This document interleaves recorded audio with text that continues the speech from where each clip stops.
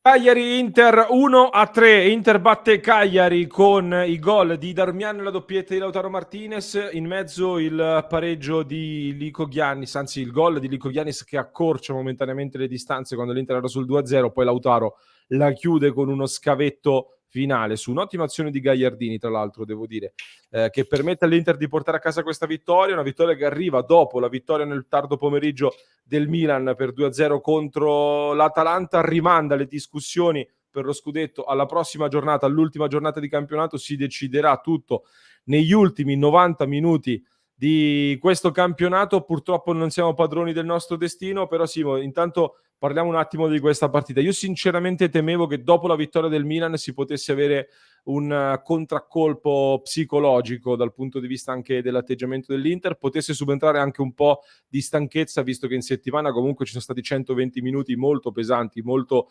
dispendiosi contro la Juventus, che comunque hanno dato la gioia della Coppa Italia. Invece l'Inter, che ha controllato questa partita, l'ha giocata in maniera intelligente, peccato sempre quel gol subito, e questa forse è una anche delle grandi differenze che poi stanno pesando molto anche in ottica scudetto. Non siamo più la miglior difesa di questo campionato, anche perché vuoi un po' per bravura degli avversari, vuoi un po' anche per errori nostri, un pizzico di sfortuna, non siamo più così ermetici, mentre il Milan non sta subendo più gol, e noi come al solito abbiamo bisogno di creare anche... Abbiamo segnato 3 gol, ma avremmo potuto farne molti di più. Questo è una delle grandi differenze, purtroppo, perché il Milan non ne subisce mai. È una cosa che poi, soprattutto nel campionato italiano, fa la differenza. Per fortuna che l'Inter ha un attacco che continua a macinare, anche oggi 3 gol. Difficilmente andiamo sotto i 2, diciamo così, quindi questa è una cosa molto positiva. E detto che alla fine mi viene da dire, vedremo come andrà l'ultima giornata.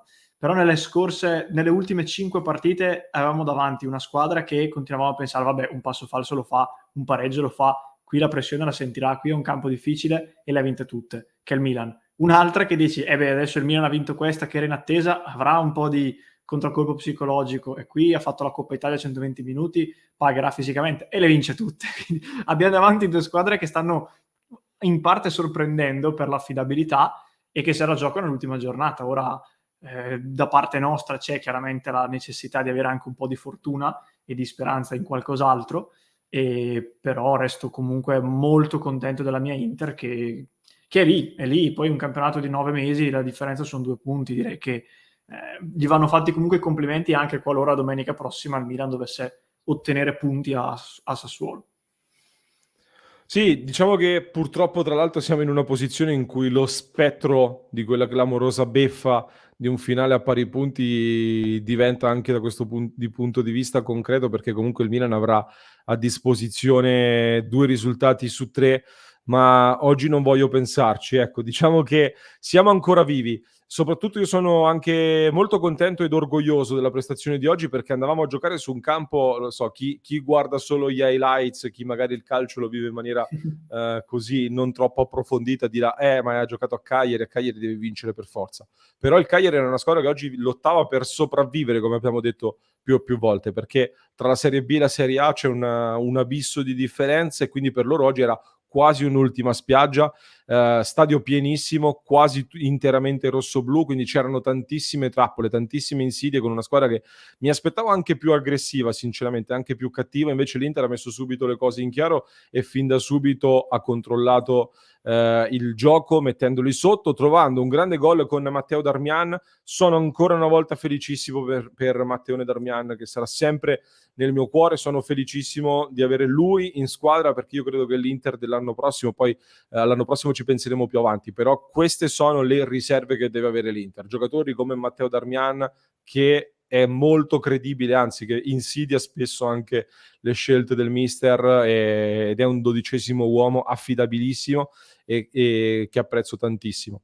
Poi avremmo meritato sicuramente di chiudere la partita molto prima. Lautaro Martinez ancora una volta dà un po' un calcio alle critiche, superando abbondantemente ormai quota 20 gol in stagione, con 2 gol che per me sono da centravanti vero, quelli che mi aspetto che Lautaro Martinez faccia con la squadra che lo mette nelle condizioni di giocare in questo modo qui, attaccando la porta avversaria ed andando in porta in questo modo. L'Inter oggi ha dato una dimostrazione comunque importante, secondo me, di voglia, di mentalità, ha onorato la maglia, ha onorato i colori, ha onorato anche quello scudetto sul petto, tenendoci vivi fino all'ultimo. Ad inizio stagione io ho sempre detto, spero di arrivare al fischio iniziale dell'ultima gara di campionato con la possibilità aritmetica ancora di vincere questo scudetto, e viste tutte le difficoltà, magari tutti i bilanci, le analisi le faremo alla fine, però per stasera mi sento di ringraziare questi ragazzi per quello che ci hanno dato in questa stagione e per averci dato l'opportunità ancora a 90 minuti dalla fine della stagione di essere lì per lottarla.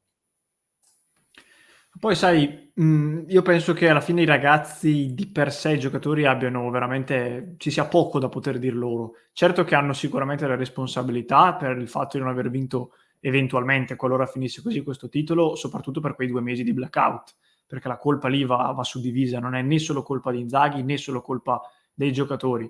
La grande fortuna di questa Inter, sebbene sia ormai difficile vincere lo scudetto, è che riparte da delle basi solidissime, che si sono viste anche quest'anno, a livello di gioco, a livello di valori, e soprattutto, non so se sarete d'accordo, e se sei d'accordo Lore, ripartiamo da una condizione in cui individuare i difetti è molto semplice. Cioè, li abbiamo capiti ormai quali sono i difetti di questa squadra su cui intervenire a livello di lavoro, diciamo in settimana, ma soprattutto a livello di mercato. Quindi questo significa che se tu riparti da questi presupposti, mettendo a posto queste cose, io mi aspetto che l'anno prossimo l'Inter sia ancora qui, a questo punto della stagione. Magari con un pizzico di fortuna in più e una gestione diversa dei momenti negativi saremmo già in ciabatte, ma per meriti nostri, perché saremmo già primi ad almeno più 4, diciamo, per capirci. Comunque, vabbè, ripeto, vediamo. Viene un po' naturale fare questi discorsi, perché davvero con un Milan che le vince tutte, penso che venga un po' tutti naturale. Però in effetti manca ancora una partita. Il calcio ci ha stupito miliardi di volte con risultati inattesi e clamorosi, quindi incrociamo le dita, questa settimana viviamola tutta così e non lo so, vediamo, vediamo come andrà. Ci sta, ci sta. Tra l'altro, come ci fanno notare anche nei commenti, 9 vinte nelle ultime 10, e purtroppo quel neo di Bologna è un neo decisivo e molto pesante, ma che ribadisce ancora una volta come purtroppo un piccolo passo falso nelle ultime 10 era abbastanza inevitabile farlo. Il problema è stato prima. E vi faccio vedere al volo la classifica prima di andare in chiusura.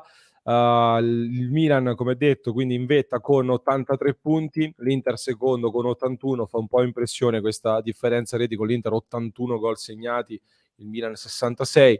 Napoli ha 76 punti, quindi ormai aritmeticamente l'Inter ha anche blindato eventualmente il secondo posto, speriamo però ecco di poter fare qualcosina in più. La Juventus 69, deve giocare un'altra partita, Lazio 62, via via tutte le altre. L'Inter, come detto, affronterà la Samp nell'ultima giornata di campionato, Samp che per effetto di questo risultato di stasera tra l'altro è salvo, immagino, perché non è più raggiungibile dal Cagliari, quindi abbiamo salvato la Samp che dovrà ringraziarci quindi con i 3 punti la prossima settimana, mentre il Milan affronta un Sassuolo che a quota 50 ha come unica ambizione quella all'onore della classifica e di chiudere magari il più in alto possibile nelle prime 10, magari questo può essere l'ultimo obiettivo stagionale.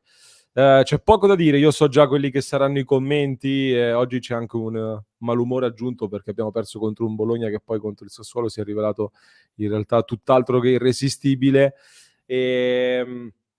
Io direi, ribadisco, per quanto riguarda le analisi, ognuno adesso darà la colpa, trovo ingeneroso, ingiusto dare la colpa a Radu, tra l'altro, e lo ribadirò e lo ribadisco sempre, così come trovo ingeneroso focalizzarsi su una singola cosa. È stata una stagione in cui sono successe tante cose, tanti momenti, tanti match point, li abbiamo sbagliati.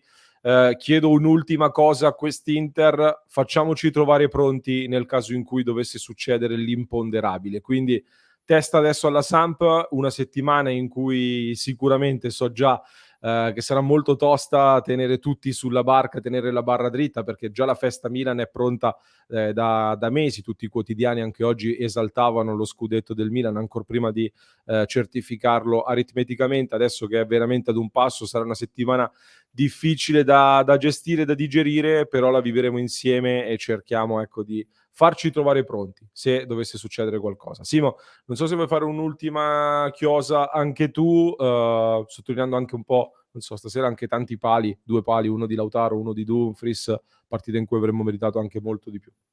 Sì, per questo e anche per il fatto che, come hai detto prima, il gol arriva dall'unico tiro veramente pericoloso, ad eccezione del primo dopo 6 minuti. Quindi purtroppo sta roba ci rimane. Io al Milan, e questa sarà anche un po' di fortuna, un po' di bravura, vedi raramente sta roba che al primo tiro deviato palo gol. Cioè queste cose qui non accadono quasi mai. E noi purtroppo, soprattutto ultimamente, sì. E vabbè, comunque cose che capitano. Sottolineerei, mi pare l'avessi già fatto prima, comunque l'abbiamo fatto a lungo in diretta, Lautaro Martinez scollina e quota 20 gol, se non sbaglio arriva a 25 totali. Il problema non è Lautaro Martinez. Ci siamo capiti, perché sai quante volte l'abbiamo sentito. Il problema non è Lautaro Martinez, punto e a capo.